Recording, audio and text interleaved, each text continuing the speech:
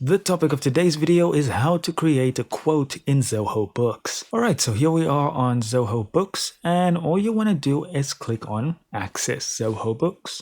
And this will do one of two things. It'll either prompt you to sign in, or if you're already signed in, it will bring you here. Now, on the dashboard, all we want to do is go to Sales, and then we want to go to Quotes. And here in Quotes, we want to click on Create New Quote. And this is the quote layout. So the first thing that we need to do is select a customer.